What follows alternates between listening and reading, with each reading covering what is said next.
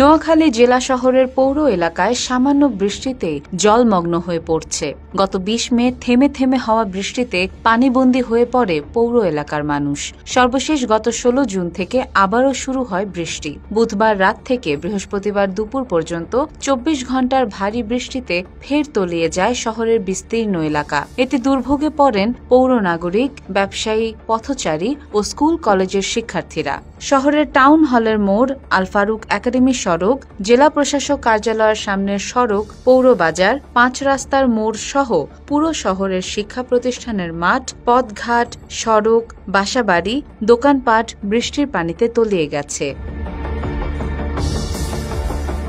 স্থানীয় বাসিন্দারা বলছেন, বৃষ্টির পানিতে জলাবদ্ধতা সৃষ্টি হয়ে শহর জলমগ্ন হওয়ার বিষয়টি নতুন কিছু নয়। শহরের ড্রেনগুলো ময়লা আবর্জনায় ভরাট হয়ে যাওয়া এবং খালগুলো দখল করে অবৈধভাবে স্থাপনা নির্মাণ, অপরিকল্পিত আবাসন ও দোকানপাট গড়ে তোলার ফলে বৃষ্টির পানি কোথাও যেতে পারে না, যে কারণে পানি নিষ্কাশন ব্যবস্থা ভঙ্গুর হয়ে পড়েছে। এতে সামান্য বৃষ্টি হলেই জলাবদ্ধতা সৃষ্টি হয়ে শহর তলিয়ে যাচ্ছে। চলতি মৌসুমে এই পর্যন্ত ২ থেকে ৩ বার শহরের এমন করুণ পরিণতি দেখা গেছে। মানে সব ঘুরে গেছে, এখন কিন্তু কোনো খাল নাই, কোনো করণ নাই, কোনো ড্রেন নেই, কিছু নেই। সামনে বৃষ্টি করতে রইলে মানে এই অবস্থা, পানিতে উড়ি, পানি কোনো গাড়ি ঘোড়া চালানো যায় না। এখন আমরা কি করব? প্রতিটা জায়গায় অবস্থা, যাত্রী গাড়িতে উঠতেও চায় না, অবস্থা খারাপ। রাস্তাঘাটে পানি টানি উড়ি, রাস্তাঘাটে পানি হয়ে গেছে, সেজন্য আমরা স্কুলে যেতে অনেক কষ্ট।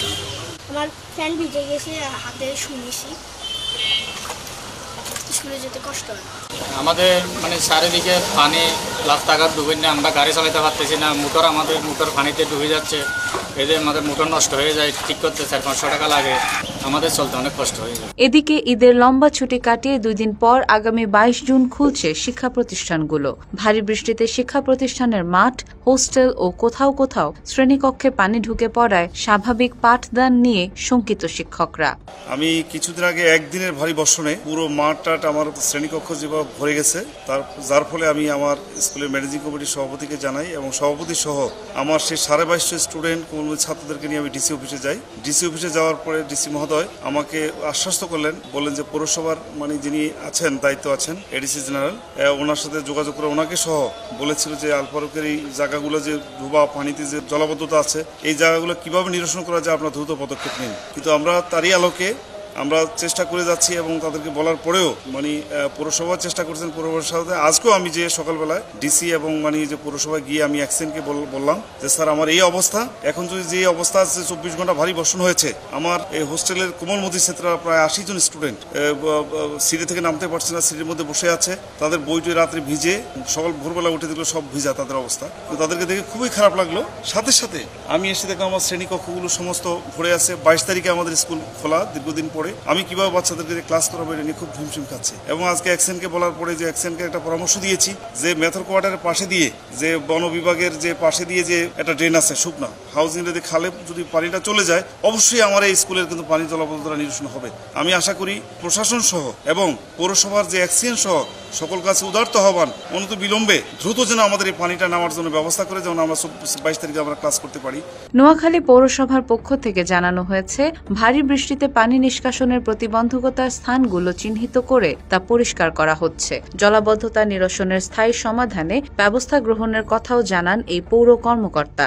গত বন্যার পরে আমরা কিছু প্রকল্প হাতে নিয়েছি, বিশেষ করে জরুরি ভিত্তিতে চলাচলের উপযোগী করে দেওয়া রাস্তাগুলা এবং কিছু ড্রেনেরও টেন্ডার করেছি, কিন্তু কাজগুলা বাস্তবায়ন হওয়ার আগেই আবার বর্ষা চলে আসছে। প্রক্রিয়াগুলো একটু দীর্ঘ, তো বিশেষ করে এটা ফরেন এইডেড ফান্ড দিয়ে আমরা করতেছি, যার কারণে ওইটা অনুমোদন নিয়ে করা বাস্তবায়ন হতে একটু সময় লেগে যাচ্ছে। হয়তো এই বর্ষায় আমরা এই সুবিধাটা পাবো না, আগামী বর্ষায় আরো অনেকগুলা কাজ করতে পারবো এবং সুবিধাটা পাবো। আসলে বর্ষা আসলে আমরা এই সমস্যাগুলো দেখতে পাই এবং কোথায় কি সমস্যা হচ্ছে, পানি কোথায় নামতে আটকাচ্ছে, কোথায় এটা নামবে, কিভাবে নামবে, এই জিনিসগুলো আমরা বর্ষাকালেই বেশি বোঝা যায়। তো আমরা এই জন্য মাঠ পর্যায়ে এখন যেটা করতেছি, এটার পরের বিষয়টা হচ্ছে যে আমাদেরকে হয়তো বড় ড্রেনের প্রিপারেশন নিতেই হবে। যেমন এই রেল লাইনের প্যারালালে একটা ড্রেন করতে হবে, এটা বুঝতেছি, কারণ রেল লাইন ক্রস তো সব জায়গায় করা যায় না, যেখানে যেখানে কালভার্ট আছে ওই কালভার্ট দিয়ে যেন ক্রস করে।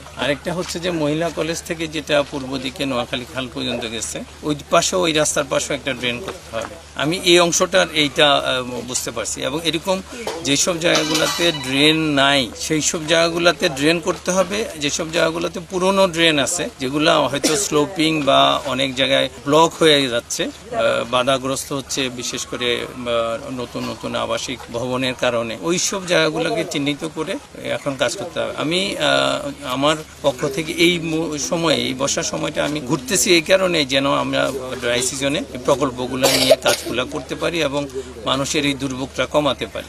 জেলা আবহাওয়া অফিসের ভারপ্রাপ্ত কর্মকর্তা মোহাম্মদ রফিকুল ইসলাম বলেন, বৃহস্পতিবার দুপুর 12টা পর্যন্ত গত 24 ঘন্টায় জেলা শহরে 145 মিলিমিটার বৃষ্টিপাত রেকর্ড করা হয়েছে। গত কয়েকদিন বৃষ্টি হয়েছে, আগামী কয়েকদিনও বৃষ্টি হতে পারে।